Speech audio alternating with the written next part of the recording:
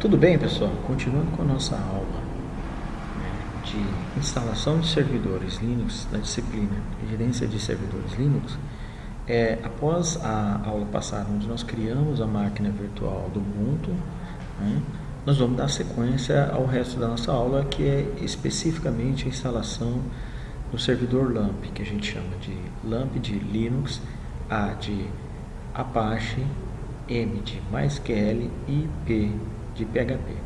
Tudo bem? Então, o servidor LAMP é basicamente a instalação desses três servidores agregados ao servidor com instalação Linux. Muito bem, então nossa máquina instalada, agora nós vamos dar início, à inicialização da máquina virtual do Ubuntu que foi criado na aula passada.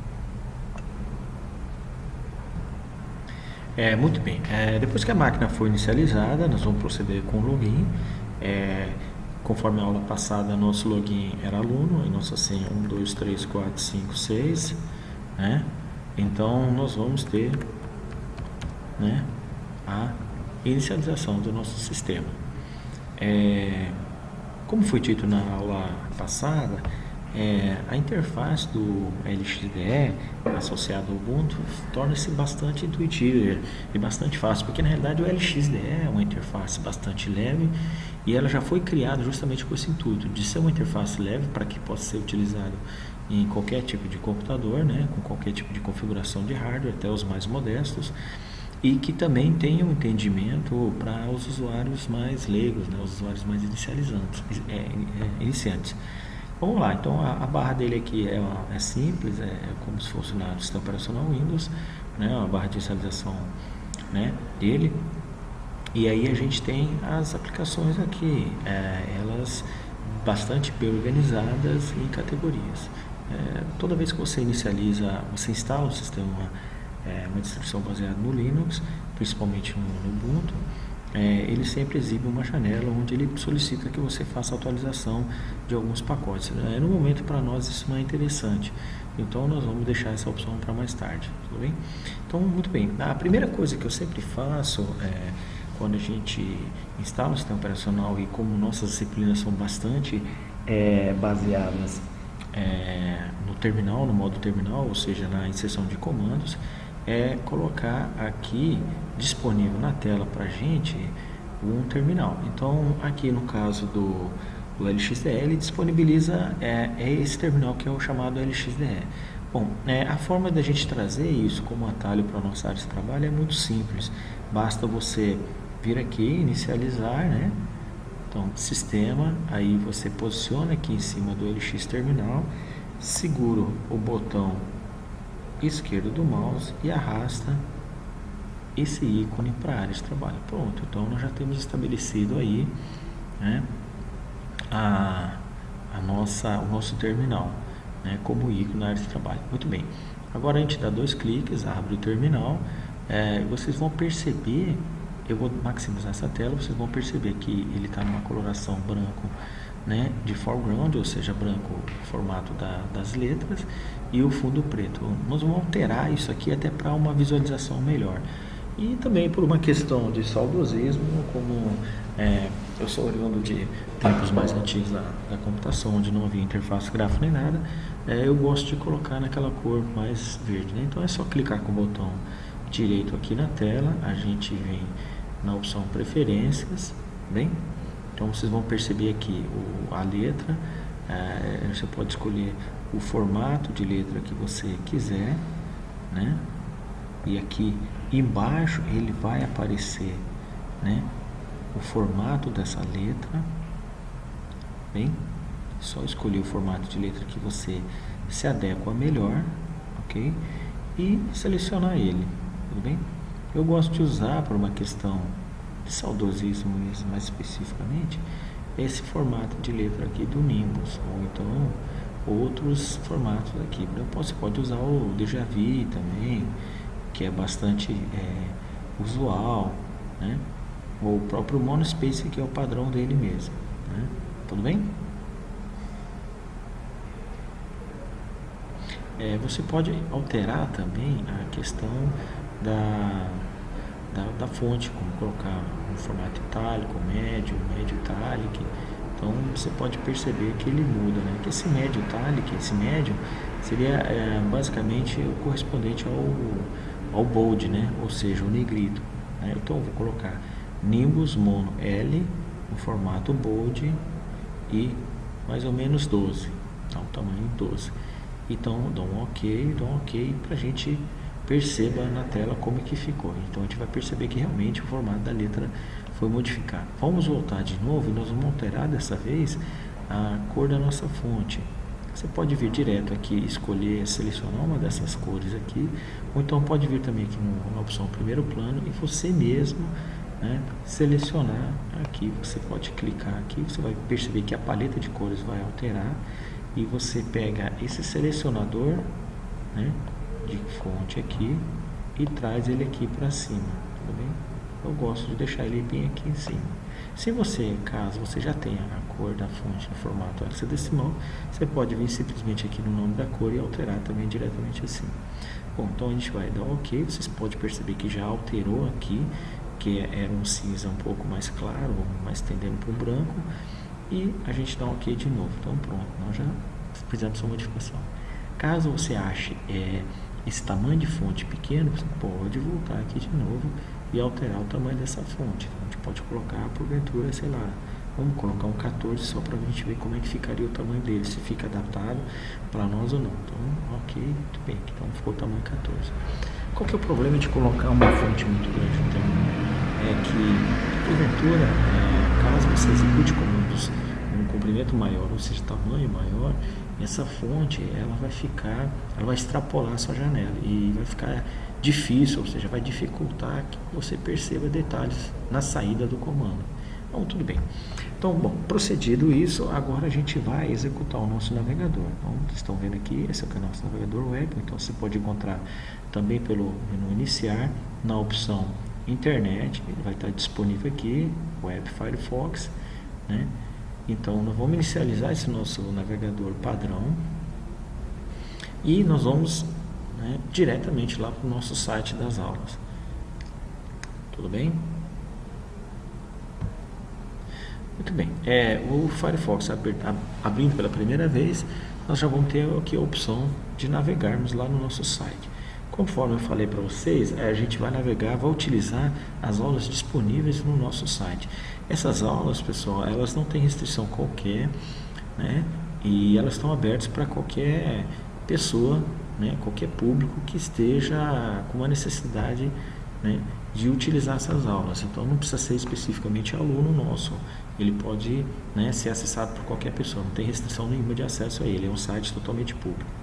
Então no nosso site a gente vai utilizar, né, a barra de navegador para inserir o endereço. Então ele é o insecure.net.br, certo?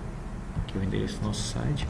E a partir do momento que ele carregou, né, o nosso site, a gente tem as várias disciplinas com as quais eu trabalho aqui no Instituto Federal do Mato Grosso do Sul, no campus Campo Grande. Então todas elas estão disponíveis. Então o que eu coloco aqui, a disciplina que a gente vai estar trabalhando agora é gerência e configuração de servidores. Bem, damos o clique, é uma página simples. A intenção dele na realidade é para disponibilizar material para o pessoal. E aqui nós temos todas as aulas. Então nós vamos proceder com a nossa primeira aula, que é o servidor LAMP. Muito bem. O material está tudo aqui.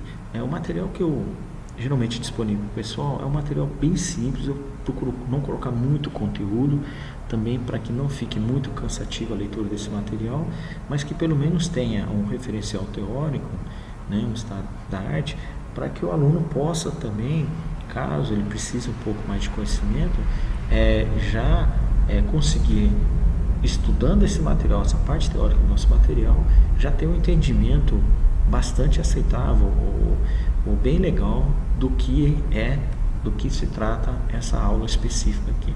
Tudo bem? Caso ele queira se aprofundar, ele pode buscar outras referências na internet. Tá?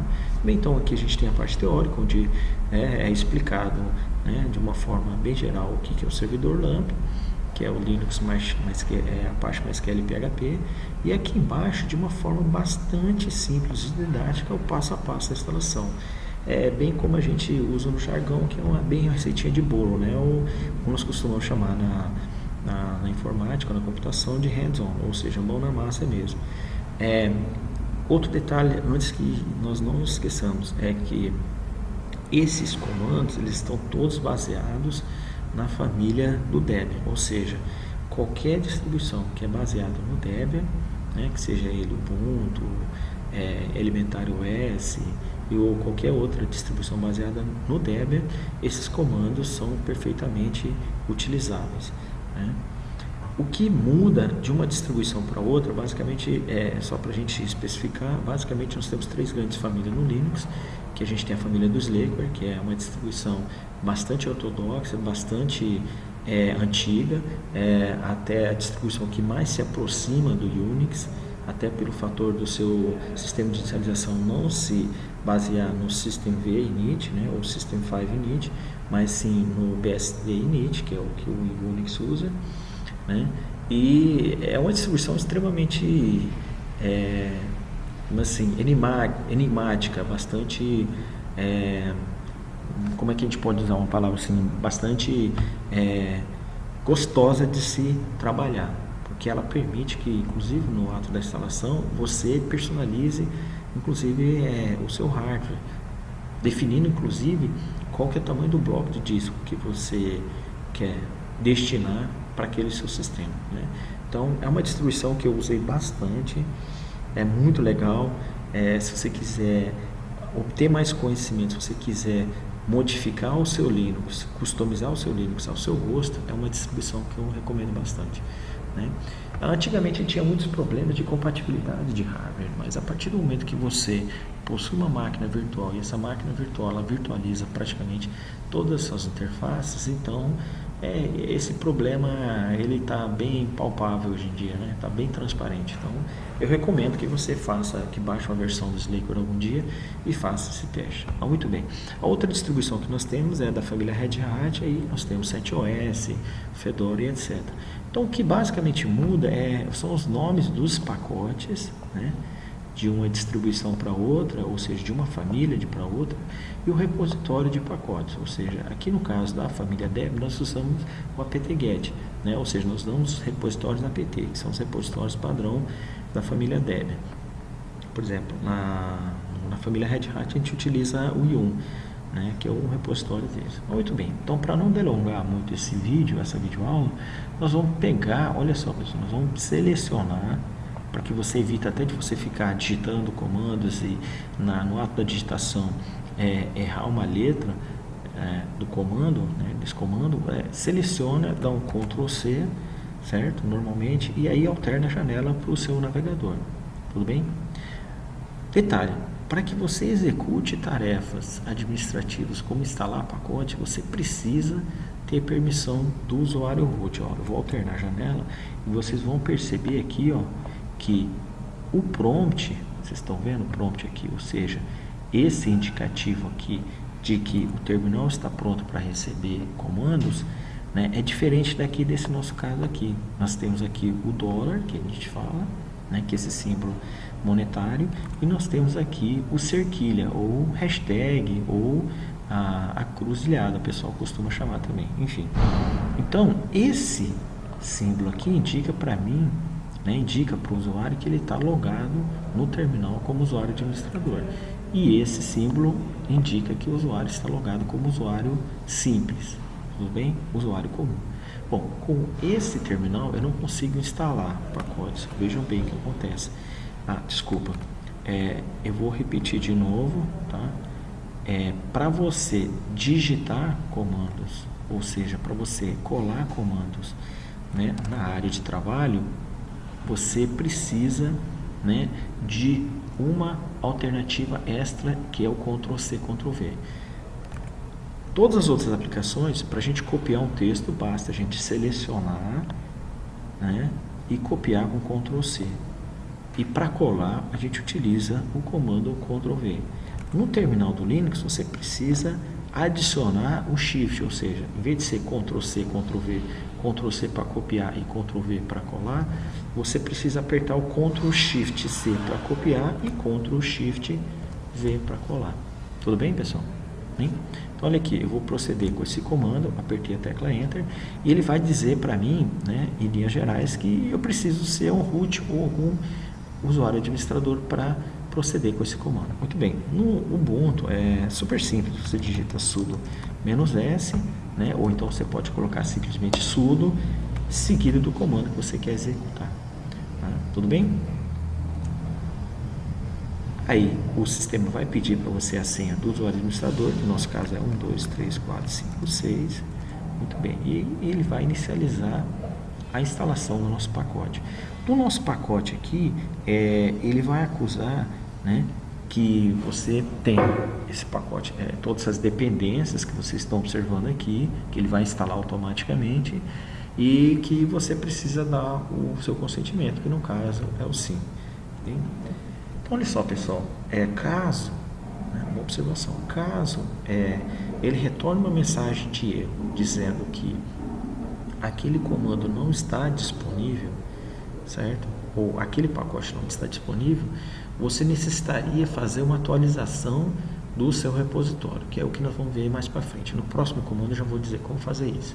Bom, nós vamos definir uma senha para o nosso usuário root no MySQL, né, que é o nosso servidor de banco de dados. Então, a senha que nós vamos colocar é o mesmo padrão, 1, 2, 3, 4, 5, 6.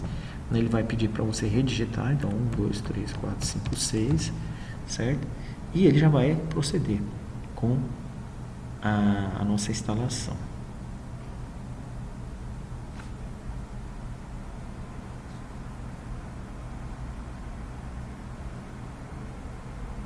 Bom, só para complementar, para nossa aula não ficar muito parada enquanto instala o pacote, como vocês viram, ele é em torno de uns 160 MB, dependendo da versão, pode ser que aumente esse pacote e pode ser que seja um pouco menor também, mas é mais ou menos nessa faixa aí.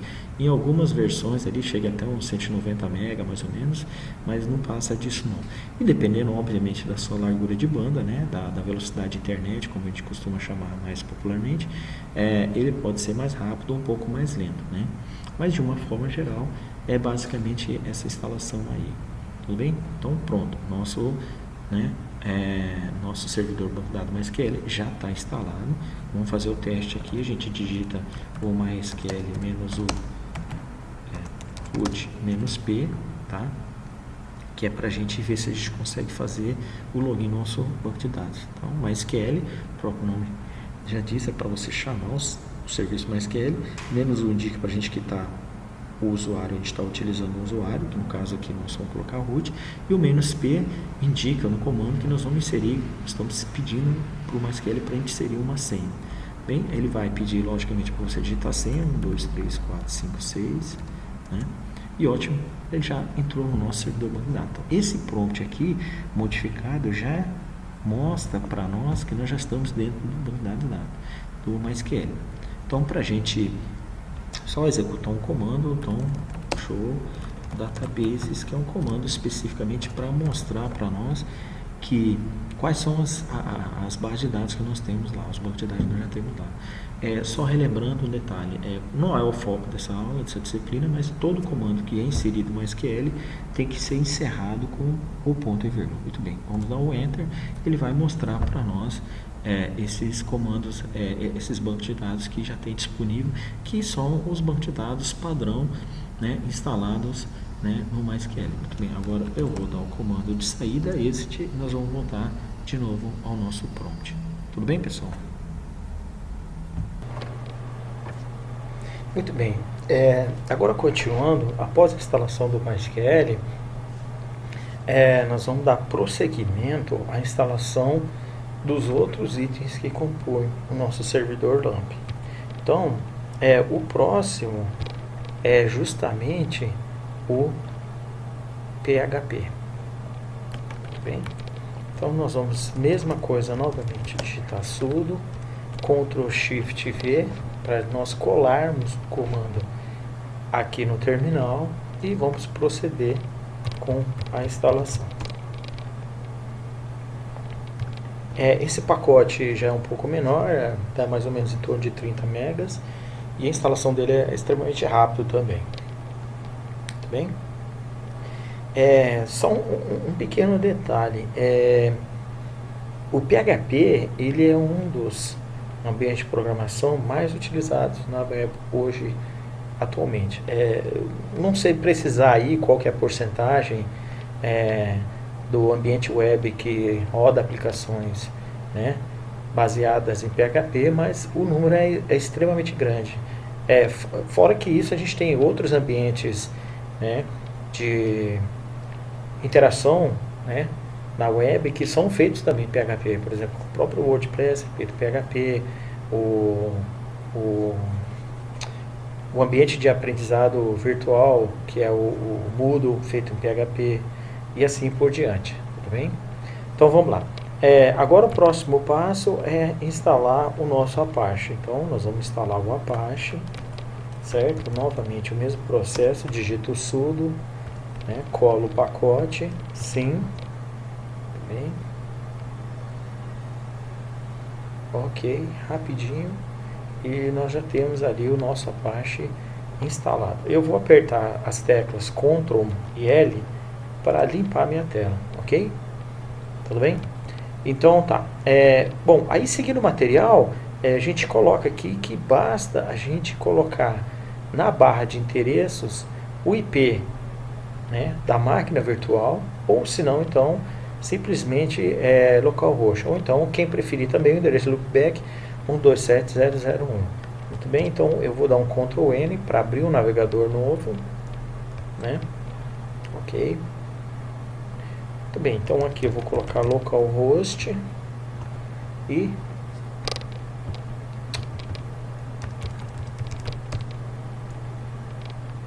desculpa, eu digitei errado. Localhost, isso. Então aí automaticamente eu vou ter a página do Apache, página inicial do Apache, né, exibido no meu servidor, né, web. Então a partir desse instante eu já tenho um ambiente onde eu posso hospedar páginas.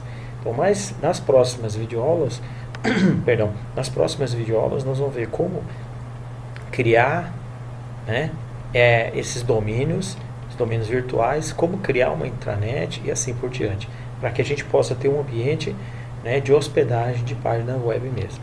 Bom, retornando agora ao nosso terminal, eu gostaria de acrescentar mais alguns itens. Se vocês lembram, nós comentamos que a gente podia usar esses dois comandos aqui, né, apt-get update e depois o apt-get upgrade. Bom, qual que é a diferença do update para o upgrade? O update, ele faz uma atualização, né, dos repositórios do Ubuntu, que ficam lá dentro do arquivo /etc/pt source.list, certo?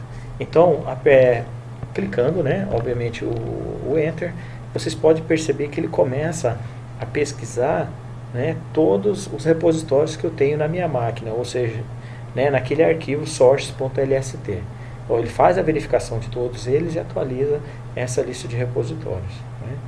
E para que isso é importante? Porque às vezes você quer atualizar, você quer instalar uma versão de um pacote mais atualizado.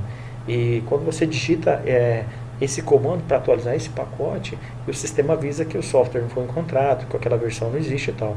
Então, geralmente a gente procede com essa atualização, né, do apt-get update e do apt-get upgrade, e logo depois a gente redigita o comando, e aí esse comando, né, atualizado, o sistema, esse comando vai lá buscar esse pacote novo, né, e vai instalar esse pacote. Tudo bem? Bom, aqui ó, vocês podem ver aqui, ó, listando, lendo lista de pacotes, né? Pronto. Então já está feito a nossa atualização. Bom, o outro passo, vocês lembram aquela janelinha inicial que apareceu quando nós recém-instalamos na videoaula passada, quando nós tínhamos recém-instalado o Ubuntu, quando nós entramos na interface do Ubuntu, ele apresentou uma janela pedindo para fazer a atualização de alguns pacotes. Então, o comando upgrade é justamente esse. Ele verifica os pacotes que nós temos instalados na nossa versão da distribuição, vai lá, percorre o repositório e vê se tem alguma atualização desses, desses pacotes e procede com a instalação dessas atualizações. Aqui ele informa para mim que eu tenho aí todos esses pacotes aqui, certo? Que estão ali em cima, inclusive, certo? e que eu preciso aí mais ou menos aí de uns 14,3 MB de download para atualizar esses pacotes. Eu vou digitar assim, né? E rapidamente ele vai proceder com essa atualização. Tudo bem? Então, a gente tem que ficar atento. Geralmente, tá? Geralmente não é um caso que ocorra sempre, mas geralmente quando o sistema acusa que não encontrou um pacote, né? Ou que o pacote tem alguma dependência, alguma coisa do tipo, né? Então, geralmente a gente procede, pode ser que não tenha ocorrida a atualização. Então a gente procede com a atualização do repositório apt-get update e logo depois a gente faz apt-get upgrade também e a gente faz o que? A instalação desse pacote. Só o apt-get update já é suficiente para você fazer a instalação do pacote novo, porque o apt-get update é que faz o que? A atualização do nosso repositório. Tudo bem? Então, basicamente a instalação do LAMP é essa. Agora nós vamos fazer só um testes aqui. Esses testes que nós vamos proceder é basicamente para a gente fazer a verificação do funcionamento do nosso servidor LAMP. Tudo bem? Então aqui eu estou com minha aula pronta. Retornando à página inicial, a gente vai observar que tem uma outra aula, que é a aula 2, que é teste do servidor Apache. Muito bem. Então, o que é o teste do servidor Apache? O teste do servidor Apache é basicamente isso que a gente acabou de fazer na janela anterior. Então, a gente digitava o IP do servidor, né, o IP da máquina virtual que está funcionando como servidor, ou a gente colocava localhost, ou então o endereço localhost, com 27001. E aí ele apresentava para nós aquela página inicial do servidor Apache. Muito bem. Que é o que está descrito aqui. Bom, basicamente, só para a gente entender como é que funciona, o servidor Apache, ele cria essa pasta lá no sistema, lá dentro do diretório var, que são os arquivos variáveis, arquivos de configuração variáveis, no diretório ou na pasta www, que é a pasta da web, e dentro de uma pasta chamada HTML. Então, é dentro dessa pasta HTML que o Apache instalado via repositório, né, vai o que? Permitir que a gente hospede nossas páginas. Mais para frente, a gente vai ver em configurações da Apache que tem até como a gente alterar esse endereço aí. Mas a princípio vamos permanecer com esse endereço. Bom, tudo bem. O que nós vamos fazer agora? Então nós vamos copiar, né, esse exemplo que a gente colocou de uma página web super simples, só com tags HTML. Então vamos fazer um teste de hospedagem, ou seja, um teste, né, de inicialização do nosso servidor web. Muito bem. Então, vocês guardaram o endereço? Então, o endereço nosso, qual que é? Vamos lá retornar novamente. Eu vou guardar o endereço nosso. Nosso endereço é var www.html. Então, essa página, tá, que nós vamos chamar de teste.html, nós vamos hospedar ela dentro daquele diretório ali, certo? Qual diretório? .var www.html. Muito bem. Então, vamos ver se nosso update já terminou.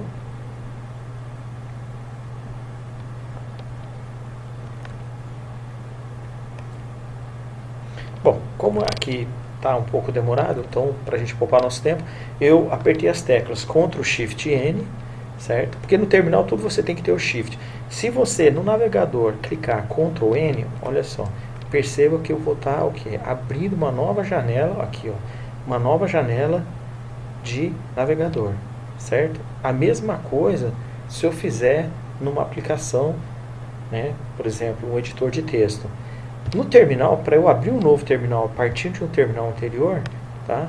Eu clico o quê? Em vez de Ctrl N, no terminal a gente tem que acrescentar sempre o quê? Lembrando o Shift. Então, eu aperto Ctrl Shift N. Então, eu já tenho a partir desse terminal, né, a inicialização de um outro terminal, para que a gente possa proceder com as alterações.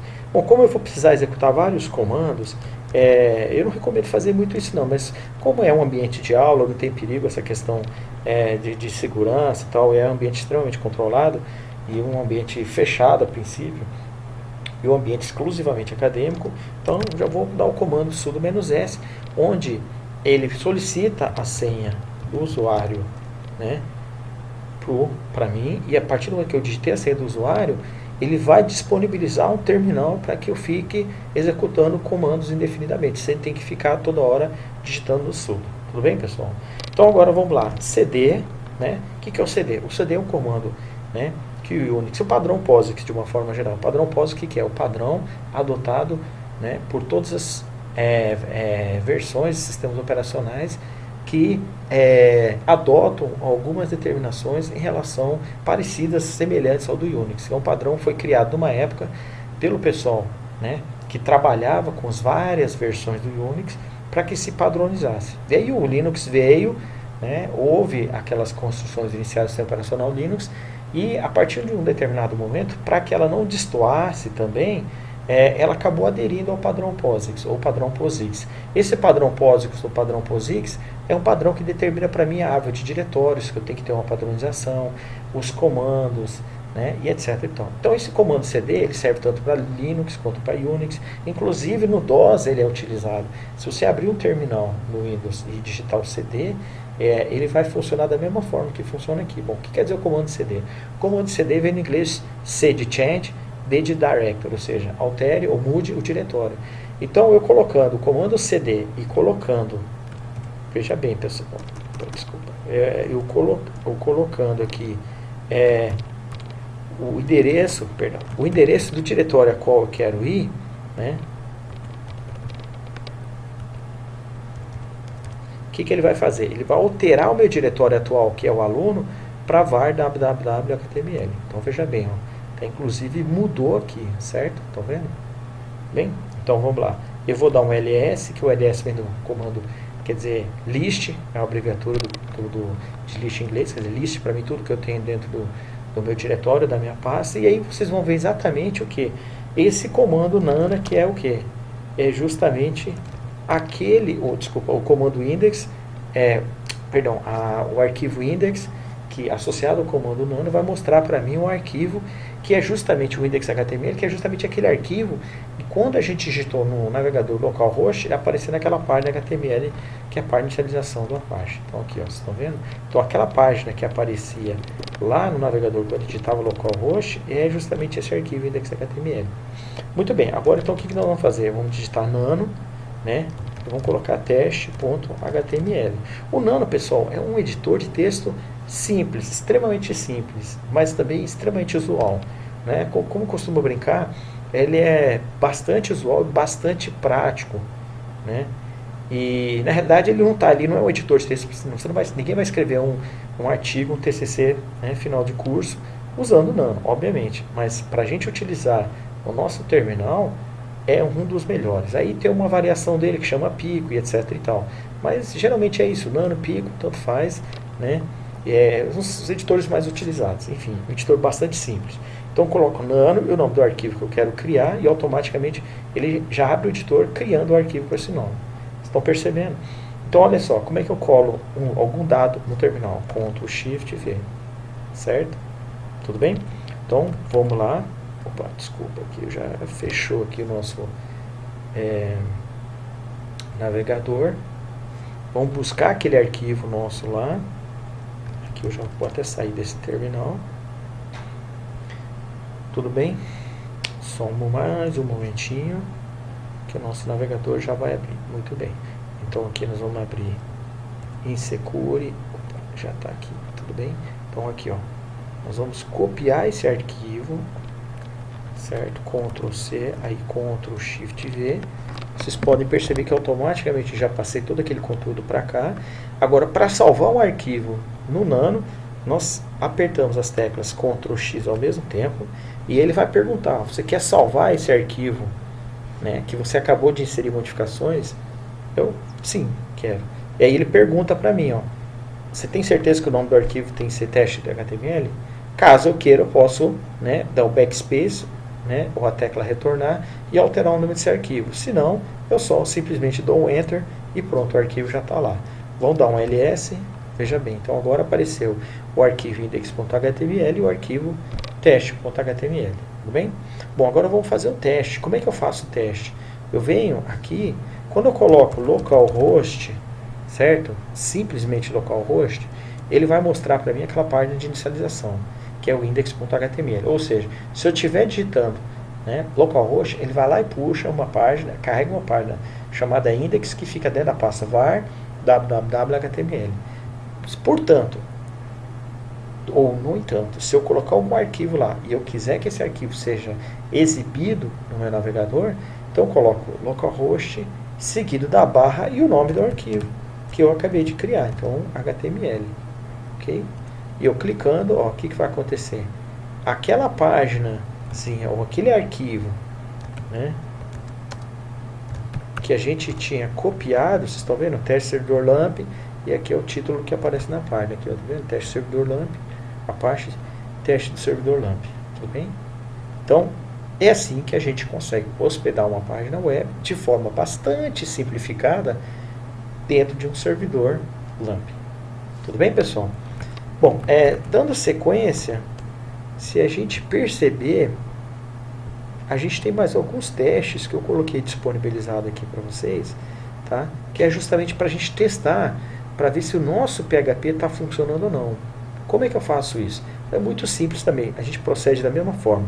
A gente, primeiro, pega esse código aqui, que está aqui no material, copia, cria um arquivo chamado phpinfo.php.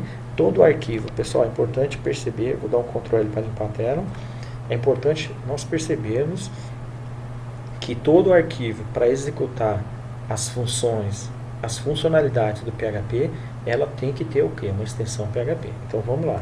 Então como é que eu faço? Nano phpinfo.php, ok? De acordo com o nosso material aqui, ó, phpinfo.php.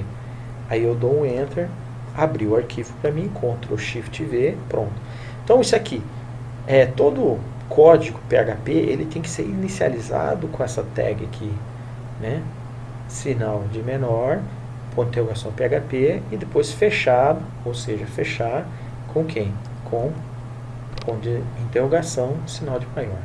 E aí, essa aqui é uma função PHPinfo, essa função PHPinfo, lembrando que toda instrução tem que terminar com ponto e vírgula, essa função PHPinfo, ele retorna para o usuário todas as configurações padrão do PHP, tá bem? Então, quando a gente executar esse arquivo no navegador, ele vai mostrar para a gente todas as características, todas as configurações padrão do nosso PHP, tá bem? Então, novamente, relembrando, Ctrl X para a gente salvar o arquivo. Você quer salvar o arquivo? Eu clico sim. Aí você tem certeza que quer que seja com esse nome? Sim também, dou um Enter, né? E pronto, já está o arquivo lá. Um ls, ó, agora já estou com o arquivo index.html, phpinfo, php e teste.html. Venho aqui para o navegador, né? Vocês lembram lá, localhost, aí, né, conforme nós tínhamos conversado antes, eu coloco a barra e eu coloco o que? O nome do arquivo, tá? phpinfo.php, certo? Então, vocês percebam que ele vai exibir uma página, né? Certo? Onde ele mostra para mim todas as características, configurações e recursos do PHP disponíveis nessa versão. Tudo bem? Bom, então, basicamente, essa nossa aula resume-se a hoje, resume-se a isso, que era instalação, configuração do LAMP, do PHP, tá? Do MySQL, do Apache, certo? Configuração básica, diga-se de passagem, tudo bem? E basicamente é isso. Se você quiser mudar a porta do Apache, mas a gente vai ver isso mais para frente, então não vai se ater isso, basta você editar esse arquivo e trocar o 80 pelo 8080 ou qualquer outra porta que você tenha disponibilidade, tudo bem? Mas não se preocupe com isso, isso aí é uma didática que a gente vai apresentar mais para frente, quando a gente for abordar mais basicamente, mais especificamente a configuração do servidor Apache. Muito bem, muito obrigado pessoal e até a próxima aula.